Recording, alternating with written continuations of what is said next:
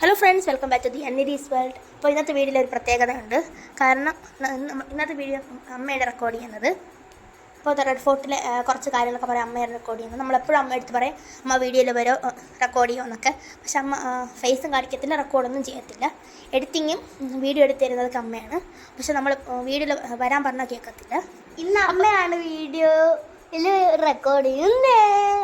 അമ്മയ്ക്കൊരു കിസ് ചാനലുണ്ട്. അപ്പോൾ അതിന് മാത്രമേ അമ്മ റെക്കോർഡ് ചെയ്യുള്ളൂ. Q4 കിസ് മലയാളം എന്നാണ് ചാനലാണ്. അപ്പോൾ അതിന് മാത്രം അമ്മ റെക്കോർഡ് ചെയ്യും. നമ്മളിതിൽ വിളിക്കുമ്പോൾ വരത്തില്ല. അപ്പോൾ റെഡ് ഫോണിനെ പറ്റി കാര്യങ്ങൾ പറയാൻ വേണ്ടിയിട്ട് അമ്മ വരാമെന്ന് പറഞ്ഞു. അപ്പോൾ ഇടിത്തൊട്ട് നമ്മുടെ വീട്ടിൽ അമ്മ ഉണ്ടാവും. Hello every one. അങ്ങനെ റെഡ് ഫോർട്ടിലെത്തി. റെഡ് ഫോർട്ടിൽ എൻട്രി പാസ് എടുക്കണം. അപ്പോൾ എൻട്രി പാസ് എടുക്കേണ്ട ആ ഒരു സെക്ഷനിലേക്ക് പോവുകയാണ്. എൻട്രി പാസ് അഡൽറ്റിന് 35 റുപ്പീസാണ്. 15 വയസ്സ് വരെയുള്ള കുട്ടികൾക്ക് ഫ്രീ ആണ്.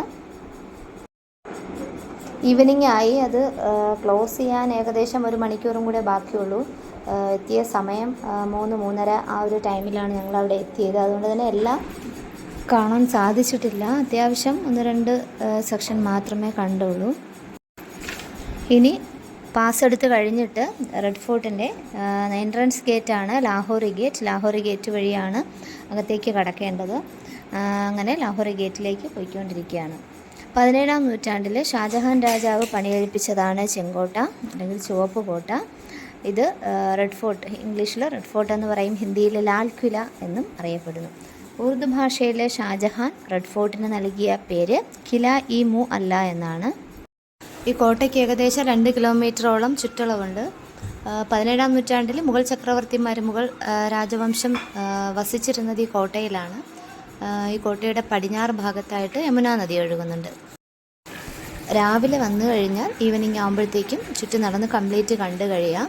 അത്രയ്ക്ക് 1 ഡേ ഫുള്ള് കാണേണ്ട സംഭവമാണിത്. ഇപ്പോൾ മെയ് മാസമാണ് ഞങ്ങൾ എത്തിയത്. ഈ സമയം നല്ല ചൂടാണ്. ഏകദേശം 41-42 ഡിഗ്രി സെൽഷ്യസ് വരെ ചൂടാണ്. താങ്ങാൻ പറ്റുന്നതിലധികം ചൂടാണ് ഇവിടെ. അങ്ങനെ ലാഹോറി ഗേറ്റ് എത്തി. അപ്പോൾ അവിടെ ഫ്രണ്ടിൽ തന്നെ 7 വെളുത്ത താഴികക്കുടം കാണാം, നാഷണൽ ഫ്ലാഗ്. ലാഹോറി ഗേറ്റിൻ്റെ ഫ്രണ്ട് ടോപ്പിൽ നിന്നിട്ടാണ്, മുകളിൽ ഒരു ടോപ്പിലെ തട്ടുണ്ട്, അവിടെ നിന്നിട്ടാണ് സ്വാതന്ത്ര്യദിനത്തിന് പ്രധാനമന്ത്രി പ്രസംഗം നടത്തുന്നത്. അങ്ങനെ അകത്തേക്ക് പ്രവേശിക്കാൻ പോവുകയാണ്. ലാഹോറി ഗേറ്റ് ഇതാണ്. ചെങ്കല്ല് കൊണ്ട്, ചുവന്ന മണൽക്കല്ല് കൊണ്ടാണ് ഇത് നിർമ്മിച്ചിട്ടുള്ളത്. കോട്ടയുടെ തെക്ക് വശത്തായിട്ടാണ് ഡൽഹി ഗേറ്റ്. ഇനി അകത്തുള്ള കാഴ്ചകൾ കാണാം. കയറി ചെല്ലുമ്പോൾ തന്നെ 2 സൈഡിലും ഒത്തിരി ഷോപ്സ് കാണാം. ടോയ്സ്, മാല, വള, കമ്മൽ, ഇങ്ങനെയുള്ള ഫാൻസി ഐറ്റംസ്, പിന്നെ ഷോള്, കാശ്മീരി ഷോൾസ്, പെർഫ്യൂംസ്, അങ്ങനെ ഒരുപാട് ഷോപ്സ് കാണാം. കൂടുതലും ഫാൻസി ഐറ്റംസ് ആണ്. അതുപോലെ തന്നെ ഒരുപാട് ക്രിസ്റ്റൽ ടൈപ്പ് ഓർണമെൻറ്റ്സ്, വളയും മാലയും ഒക്കെ ക്രിസ്റ്റൽ ടൈപ്പ് ഓർണമെൻറ്റ്സ് ഒരുപാടുണ്ട്. അപ്പോൾ ഈ ലാഹോറി ഗേറ്റ് കടന്ന് വരുമ്പോൾ കാണുന്ന ഇത്തരത്തിലുള്ള കുഞ്ഞു കുഞ്ഞു ഷോപ്സിനെ പറയുന്നത് ഛത്ത ചൗക്ക് എന്നാണ്, അല്ലെങ്കിൽ ഛത്ത ബസാർ എന്നാണ് അറിയപ്പെടുന്നത്. അതായത് ഇതിൻ്റെ അർത്ഥം മേൽക്കൂരയുള്ള ചന്ത എന്നാണ്. പെഷവാറിലെ വാണിജ്യ കേന്ദ്രത്തിൻ്റെ മാതൃകയിൽ ഷാജഹാൻ നിർമ്മിച്ചതാണ് ഈ ബസാർ. മുഗൾ രാജഭരണകാലത്ത് ഈ രാജകുടുംബ അംഗങ്ങൾക്കുള്ള ആഡംബര വസ്തുക്കളാണ് ഈ ഒരു ഷോപ്പിൽ കൂടുതലും കച്ചവടം നടത്തിയിട്ടുണ്ടായിരുന്നത്. അങ്ങനെ കുറച്ച് ഷോപ്സ് കഴിഞ്ഞിട്ട് റൈറ്റ് സൈഡിലേക്ക് തിരിയുന്ന സമയത്ത് ഇതുപോലെ ഒരു ഓപ്പൺ സ്പേസ് കാണാം. അവിടെ ആൾക്കാർ വന്ന് വെള്ളം കുടിക്കുന്ന ഒരു സ്പേസാണ്. അപ്പോൾ ആദ്യം ഇവിടെ വന്ന് സാധാരണ പ്യൂരിഫൈഡ് വാട്ടർ ആൾക്കാർക്ക് കുടിക്കാൻ വച്ചിട്ടുണ്ട് എന്നുള്ളതാണ് നമ്മൾ വിചാരിച്ചത്. പക്ഷേ അങ്ങനെയല്ല. അതായത് ഈ കെട്ടിടങ്ങളുടെ അടിയിലൂടെ ഒരു നീർച്ചാൽ ഒഴുകുന്നുണ്ട്. നഹർ ഇ ബിഹിഷ്ട് അഥവാ സ്വർഗീയ ധാര എന്നാണ് ഇതറിയപ്പെടുന്നത്. ഈ നീർച്ചാലിലുള്ള വെള്ളമാണ് കുടിക്കുന്നതിന് വേണ്ടിയിട്ട് ഇതുവഴി പൈപ്പ് വഴി കണക്ട് ചെയ്തിട്ട് വിട്ടുകൊടുക്കുന്നത്. ഈ വെള്ളം തൊട്ട സമയത്ത് നമുക്ക് അങ്ങ് അതിശയമായിപ്പോയി. കാരണം എന്ന് വെച്ച് കഴിഞ്ഞാൽ അത് നല്ല തണുപ്പായിരുന്നു വെള്ളത്തിന്. അതായത് നമ്മൾ ഫ്രീസറിൽ നിന്നൊക്കെ എടുത്ത കോൾഡ് വാട്ടർ ഫ്രീസ് ചെയ്തിട്ട് എടുക്കുന്ന ആ വെള്ളം എത്രത്തോളം അത്ര തണുപ്പുണ്ടായിരുന്നു. അപ്പോൾ ഇത് ഫ്രീസ് ചെയ്തതല്ല, ഇതിൻ്റെ അടിയിലൂടെ ഒഴുകുന്ന ചാലിൽ നിന്നും ഡയറക്റ്റ് വരുന്ന വാട്ടറാണ്. നല്ല തണുപ്പുണ്ടായിരുന്നു. വെള്ളമൊക്കെ കുടിച്ചതിന് ശേഷം വീണ്ടും ആ ഷോപ്പിൻ്റെ സൈഡിൽ കൂടെ നടക്കുകയാണ്. അപ്പോൾ ഇവിടെ ബാഗ്, നല്ല ഭംഗിയുള്ള ഒത്തിരി ബാഗിൻ്റെ കളക്ഷനൊക്കെ ഒരുപാടുണ്ട്. നല്ല റേറ്റാണ്. സാധാരണ പുറത്തുനിന്ന് വാങ്ങുന്നതിനേക്കാളും കുറച്ചുകൂടെ റേറ്റ് കൂടുതലാണ് ഇതിനകത്തുനിന്ന് വാങ്ങാനായിട്ട്. നമ്മുടെ നാട്ടിലൊക്കെ 30 രൂപയ്ക്ക് കിട്ടുന്ന കുട്ടികൾക്ക് ഇടുന്ന മാലയൊക്കെ ഇവിടെ വന്നിട്ട് 100 രൂപയാണ് അവർ വാങ്ങുന്നത്. അപ്പോൾ ഇത്തിരി അത്യാവശ്യം റേറ്റ് കൂടുതലാണ്. അപ്പോൾ അതുകൊണ്ട് ഇതിനകത്തുനിന്ന് വാങ്ങുന്നതിനേക്കാൾ പുറത്തുനിന്ന് വാങ്ങുന്നതായിരിക്കും ലാഭം. അങ്ങനെ ഞങ്ങൾ അകത്തേക്ക് കയറിയ സമയത്ത് രാവിലെ വന്ന ആൾക്കാരൊക്കെ പുറത്തേക്ക് ഇറങ്ങിയാണ്. നമ്മൾ വന്ന സമയത്ത് ഉച്ചയ്ക്ക് ശേഷം വരുന്നതിനേക്കാളും രാവിലെ വന്ന് കാണാൻ വേണ്ടിയിട്ട് ശ്രദ്ധിക്കണം. ഉച്ചയ്ക്ക് ശേഷം ആകുമ്പോൾ എല്ലാം കവർ ചെയ്ത് കാണാൻ പറ്റത്തില്ല. ഞങ്ങൾക്ക് അതാണ് പറ്റിയത്. ഉച്ചയ്ക്ക് ശേഷം ഞങ്ങളവിടെ എത്തിയ സമയം അതായിപ്പോയി. അതുകൊണ്ട് എല്ലാം ചുറ്റും നടന്ന് കാണാൻ സാധിച്ചില്ല. അപ്പോൾ ഈ ഒരു കെട്ടിടത്തിനകത്ത് ലൈറ്റ് ആൻഡ് സൗണ്ട് ഷോ എന്ന് പറഞ്ഞിട്ടൊരു സംഭവമുണ്ട്. അത് കാണേണ്ടതാണ്. അതായത് റെഡ് ഫോർട്ട് ഉണ്ടായതിന് പിന്നിലും അതിന് ശേഷവും ഈ മുഗൾ രാജവംശം റെഡ് ഫോർട്ടിൽ താമസിച്ചിരുന്ന ആ സമയമുള്ളതും പിന്നെ മറാഠികളുടെ കയ്യിലായതും ബ്രിട്ടീഷുകാരുടെ കയ്യിലായതും അതിന് ശേഷം ഉണ്ടായിരുന്ന കാര്യങ്ങളും ഒക്കെ ഇതിൽ കൂടെ നമുക്ക് ഒരു ഷോ ആയിട്ട് കാണിച്ചു തരുന്നതാണ്. അതുപോലെ തന്നെ പണ്ട് കാലത്ത് യൂസ് ചെയ്തിരുന്ന ഓർണമെൻറ്റ്സ്, അതുപോലെ തന്നെ അവരുടെ ഡ്രസ്സ്, ഉപയോഗിച്ചിരുന്ന യൂട്ടൻസിൽസ്, ഒത്തിരി ഐറ്റംസ് ഇതിനകത്ത് നമുക്ക് കാണാൻ സാധിക്കും. ഏകദേശം 1 മണിക്കൂറോളം കാണാൻ വേണ്ടിയിട്ടുള്ളതുണ്ട്. ക്യാമറ ചില സ്ഥലത്ത് അലൗഡല്ല, ചില സ്ഥലത്ത് അലൗഡാണ്. ചില സ്ഥലത്ത് ഫോട്ടോസ് മാത്രമേ എടുക്കാൻ പാടുള്ളൂ, വീഡിയോസ് എടുക്കാൻ പാടില്ല. അങ്ങനെയൊക്കെയാണ്. മാക്സിമം എടുക്കാൻ പറ്റുന്നിടത്തോളം എടുത്തിട്ടുണ്ട്. പിന്നെ ഈ ഒരു ഷോ കാണുന്നതിന് ഇതിനകത്ത് ഉള്ള എൻട്രൻസ് ഫീ എന്ന് പറയുന്നത് 100 റുപ്പീസാണ്. അപ്പോൾ 4 പേരും കൂടെ കയറണമെങ്കിൽ 400 റുപ്പീസ് കൊടുത്തിട്ട് വേണം കാണാൻ വേണ്ടിയിട്ട്. അതുപോലെ ഓരോ കെട്ടിടത്തിലും ഓരോ ഐറ്റംസ് ഉണ്ട് കാണാനായിട്ട്. എല്ലായിടത്തും ഫീ ഉണ്ട്, സെപ്പറേറ്റ് ഫീസാണ്. പിന്നെ ഇതുപോലെ രാവിലെ വന്നു കഴിഞ്ഞാൽ വൈകുന്നേരം വരെ എല്ലാം നമുക്ക് കണ്ടിട്ട് ഇറങ്ങാൻ സാധിക്കും. അങ്ങനെ എൻട്രി പാസ് എടുത്തിട്ട് വെയിറ്റ് ചെയ്യാണ്. ഇനി വെയിറ്റ് ചെയ്യുന്നത് നമ്മുടെ കൂടെ ഒരു ഗൈഡ് വരും. അതായത് നമ്മളുടെ അവർ ചോദിക്കും ഏത് ലാംഗ്വേജാണ് പ്രിഫർ ചെയ്യുന്നത്. ഹിന്ദിയും ഇംഗ്ലീഷും മാത്രമേ അവൈലബിൾ ആയിട്ടുള്ളൂ. അപ്പോൾ ഹിന്ദി വേണോ ഇംഗ്ലീഷ് വേണോ എന്ന് ചോദിക്കും. നമ്മൾ ഇംഗ്ലീഷാണ് പറയുന്നതെങ്കിൽ ആ ഒരു ഗൈഡ് ആദ്യം കൊണ്ടുപോയ ആൾക്കാരെയൊക്കെ കാണിച്ചിട്ട് ആൾ തിരിച്ച് വരുന്നത് വരെ വെയിറ്റ് ചെയ്യണം. അപ്പോൾ ഞങ്ങൾ ഇംഗ്ലീഷാണ് എടുത്തത്. അപ്പോൾ അതിൻ്റെ ആൾ വരുന്നത് വരെ വെയിറ്റ് ചെയ്യണം. അത് കഴിഞ്ഞിട്ട് അകത്ത് കയറിയിട്ട് ഓരോന്നായിട്ട് നമുക്ക് എക്സ്പ്ലെയിൻ ചെയ്തു തരും. അപ്പോൾ ഇതിനകത്തെ കാഴ്ചകളെന്ന് പറഞ്ഞാൽ നല്ല അടിപൊളിയായിരുന്നു. കാരണം ഇങ്ങനെയുള്ള ഐറ്റംസൊക്കെ കാണാനായിട്ട് ദിയയ്ക്കും ശിവാനിക്കൊക്കെ ഭയങ്കര ഇഷ്ടമാണ്. എനിക്ക് ഒത്തിരി ഇഷ്ടമാണ്. ഓൾറെഡി എനിക്ക് പണ്ട് മുതലേ ഇഷ്ടമാണ് ഈ ഹിസ്റ്റോറിക്കൽ മോണമെൻറ്റ്സൊക്കെ കാണാനായിട്ട്. അപ്പോൾ ഞാൻ അങ്ങനെ ആ ഒരു എൻ്റെ അടുത്തുള്ള കമ്പം കൊണ്ടാവണം അവർക്കും അതുപോലെയുള്ള സ്ഥലങ്ങളൊക്കെ പോയി കാണാനായിട്ട് ഒരുപാട് ഇഷ്ടമാണ്. മാക്സിമം ഇതുപോലെയുള്ള മ്യൂസിയം ഒക്കെ കൊണ്ട് കാണിച്ചു കൊടുക്കാൻ ശ്രമിക്കാറുണ്ട്.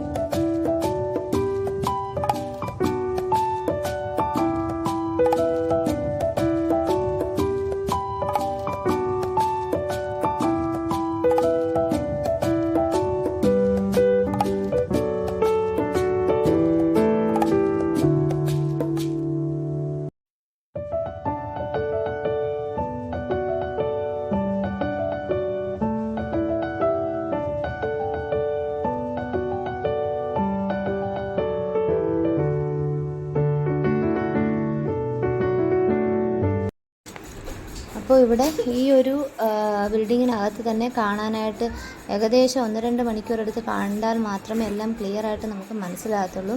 കാരണം ഓരോ ബിൽഡിങ്, അത് പണി കഴിപ്പിച്ച വർഷം, അതുപോലെ തന്നെ ഇതിനെക്കുറിച്ചുള്ള എല്ലാ ഡീറ്റെയിൽസും പിക്ചർ സഹിതം അവരത് ചെയ്തു വെച്ചിട്ട് നമുക്ക് എക്സ്പ്ലെയിൻ ചെയ്ത് തരും. പക്ഷേ ഗൈഡ് കുറച്ചുകൂടെ സ്പീഡിലാണ്. അതായത് പറയുന്നതും എല്ലാം എക്സ്പ്ലെയിൻ ചെയ്ത് തരത്തില്ല. കുറേയൊക്കെ അവിടെ എഴുതി വെച്ചിട്ടുണ്ട്, നമ്മൾ തന്നെ വായിച്ച് മനസ്സിലാക്കണം. ഗൈഡിൻ്റെ പുറകെ പോയി കഴിഞ്ഞ് കഴിഞ്ഞാൽ ഉള്ള പ്രശ്നം എന്താണെന്ന് വെച്ചാൽ വളരെ സ്പീഡിൽ എല്ലാം കവർ ചെയ്യാൻ പറ്റത്തില്ല. വളരെ ഇമ്പോർട്ടൻ്റ് ആയിട്ടുള്ളത് മാത്രം പറഞ്ഞ് സ്പീഡിൽ അങ്ങ് പോകും. അപ്പോൾ നമുക്ക് കുറച്ചും കൂടെ മനസ്സിലാവണമെങ്കിൽ നമ്മൾ തന്നെ നിന്ന് കണ്ട് അത് വായിച്ച് പോകുന്നതായിരിക്കും നല്ലത്. അവിടെ മുകൾ ഗാർഡനിൽ കൃഷി ചെയ്തിരുന്ന ഐറ്റംസൊക്കെ ഇവിടെ കൊടുത്ത് നല്ല ഭംഗിയിൽ അറേഞ്ച് ചെയ്ത് വെച്ചിട്ടുണ്ട്. ഇതൊക്കെ കാണാൻ നല്ല ഭംഗിയാണ്.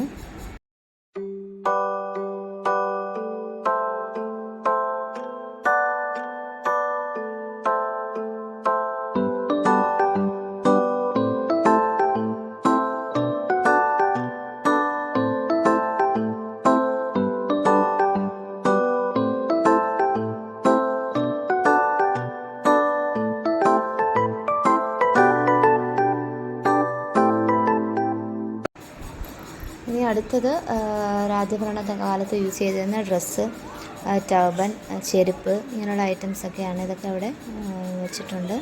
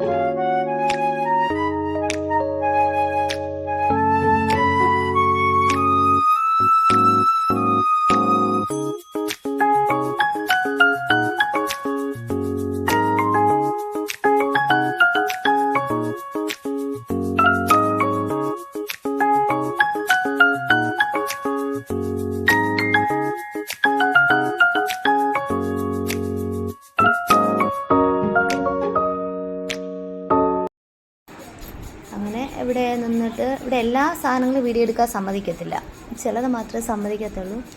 അപ്പോൾ അവിടെ നിന്ന് യൂട്ടൻസിലിൻ്റെ അടുത്ത് നിന്ന് ഫോട്ടോയൊക്കെ എടുത്തു.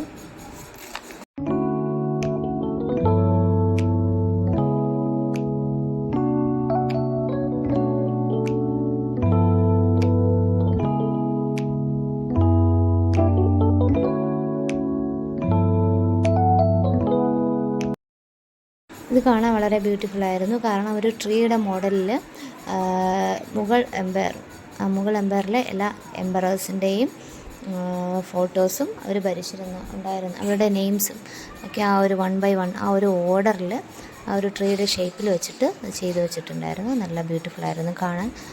കുറച്ച് അതായത് ഇത് കാണുന്നവർക്ക് കുറച്ച് ഇൻഫോർമേറ്റീവ് ആയിട്ടുള്ള ഒരു സംഭവമായിട്ട് തോന്നി.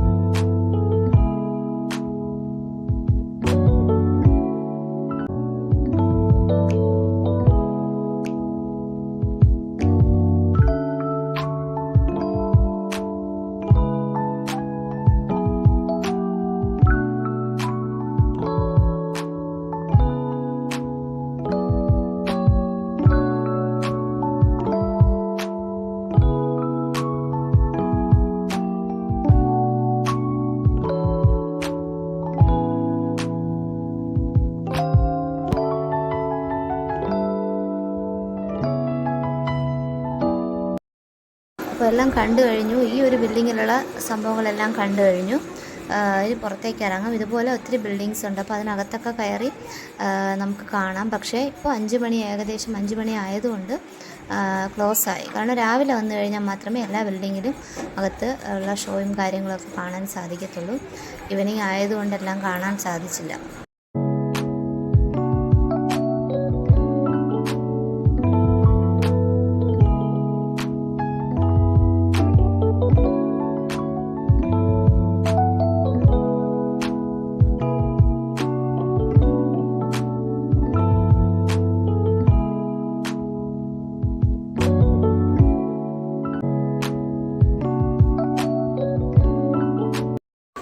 അങ്ങനെ അത് കഴിഞ്ഞ് പുറത്തേക്ക് ഇറങ്ങി.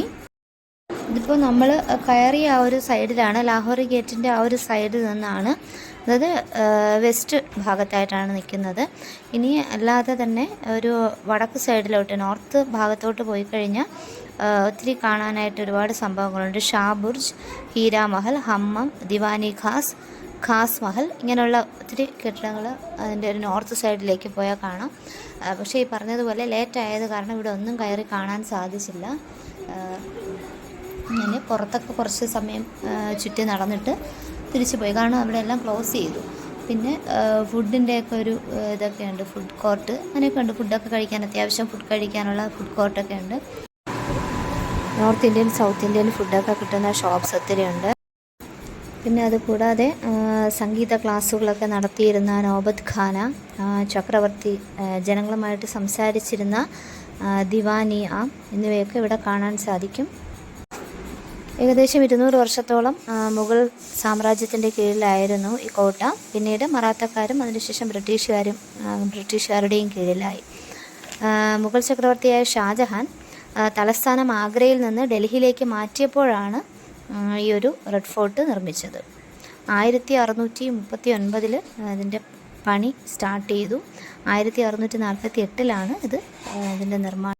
ഷാജഹാൻ്റെ മകനായ ഔറംഗസേബ് 1712 ഏറ്റെടുത്തു. അത് കഴിഞ്ഞിട്ട് ജഹന്തർ ഷാ, അത് കഴിഞ്ഞിട്ട് 1719 മുഹമ്മദ് ഷായും കോട്ട ഏറ്റെടുത്തു. ലാസ്റ്റ് നാദിർ ഷാ ഡൽഹി ആക്രമിച്ച് മുഗളന്മാരെ പരാജയപ്പെടുത്തി. പിന്നീട് ഇത് മറാഠികളുടെ കയ്യിലായി. പിന്നീട് 1803 നടന്ന ഡൽഹി യുദ്ധത്തിൽ ഈസ്റ്റ് ഇന്ത്യ കമ്പനി മറാഠികളെ പരാജയപ്പെടുത്തി. അവർ മുഗൾ പ്രദേശങ്ങളും ചെങ്കോട്ടയൊക്കെ പിടിച്ചെടുത്തു. ആ സമയത്തെ മുഗൾ ചക്രവർത്തിയായിരുന്ന ബഹദൂർ ഷാ സഫർ രണ്ടാമനെ തടവുകാരനാക്കി. പിന്നീട് അതിനുശേഷം അദ്ദേഹം മരണപ്പെടുകയൊക്കെ ചെയ്തു. അതിനുശേഷം ബ്രിട്ടീഷുകാർ ചെങ്കോട്ടയുടെയും മറ്റും കൊട്ടാരങ്ങളുടെയും സമ്പത്ത് കൊള്ളയടിച്ചു. പിന്നീട് സ്വാതന്ത്ര്യത്തിന് ശേഷം ഉള്ള കാര്യമാണ് 1947 ഇന്ത്യയുടെ ആദ്യ പ്രധാനമന്ത്രി ജവഹർലാൽ നെഹ്റു കോട്ടയുടെ ലാഹോറി ഗേറ്റിൽ ദേശീയ പതാക ഉയർത്തി. 2023 വരെ കോട്ട ഒരു സൈനിക കണ്ടോൺമെൻറ്റായിട്ടാണ് ഉപയോഗിച്ചിരുന്നത്. അതിനുശേഷമാണ് ആർക്കിയോളജിക്കൽ സർവേ ഓഫ് ഇന്ത്യക്ക് നൽകിയത്. ഇപ്പോൾ ഓഗസ്റ്റ് 15 ജനുവരി 26 കോട്ടയിൽ പതാക ഉയർത്താൻ ഉപയോഗിക്കുന്നു. അപ്പോൾ ഇത്രയൊക്കെയാണ് ഇതിൻ്റെ ഒരു ചുരുക്ക രൂപം. അപ്പോൾ ഇപ്പോൾ നമ്മൾ റെഡ് ഫോർട്ടിൽ നിന്ന് ഇറങ്ങി, രാത്രിയായി. ഇനി അടുത്ത് ഇന്ത്യ ഗേറ്റ് കൂടെ കാണണമെന്നുണ്ട്. കാരണം ഒരൊറ്റ ദിവസം മാത്രമേ ഞങ്ങളുടെ കയ്യിലുള്ളൂ. അടുത്ത ദിവസം അടുത്ത് ഷിംലയിലോട്ട് പോകണം. അപ്പോൾ അതിനുള്ള ട്രെയിൻ ടിക്കറ്റൊക്കെ ബുക്ക് ചെയ്ത് വെച്ചിട്ടുണ്ട്. അപ്പോൾ അതുകൊണ്ട് കൂടുതൽ 1-2 സ്ഥലങ്ങളിലൂടെ കാണണമെന്നുണ്ടായിരുന്നു, അത് നടന്നില്ല. അപ്പോൾ റെഡ് ഫോർട്ട് മനസ്സിൽ വിചാരിച്ച അത്രയും ഭാഗങ്ങൾ കണ്ടു തീർക്കാൻ പറ്റിയില്ല. ഇനി എപ്പോഴെങ്കിലും ഭാഗ്യം കിട്ടുകയാണെങ്കിൽ ഒന്നുകൂടെ ഒന്ന് കാണണമെന്ന് ആഗ്രഹമുണ്ട്. രാത്രി നല്ല ബ്യൂട്ടിഫുള്ളാണ് കാണാനായിട്ട്. രാത്രി ആകുമ്പോഴത്തേക്കും ചൂടൊക്കെ ഏകദേശം ഒന്ന് കുറഞ്ഞു. അപ്പോൾ നിന്ന് കാണാനുള്ള ഒരു ആരോഗ്യമൊക്കെ കിട്ടി. മറ്റത് നല്ല ചൂടായിരുന്നത് കാരണം ആകെ അങ്ങ് ടയേർഡായിപ്പോയി. അതുപോലെ വീഡിയോ എടുക്കാനും ചൂട് കൂടുതലായത് കാരണം വീഡിയോസൊക്കെ എടുക്കാനും അതിൻ്റേതായിട്ടുള്ള ബുദ്ധിമുട്ടുണ്ടായിരുന്നു. അപ്പോൾ ഇത്രയൊക്കെ ഉള്ളൂ. Okay, thank you, by.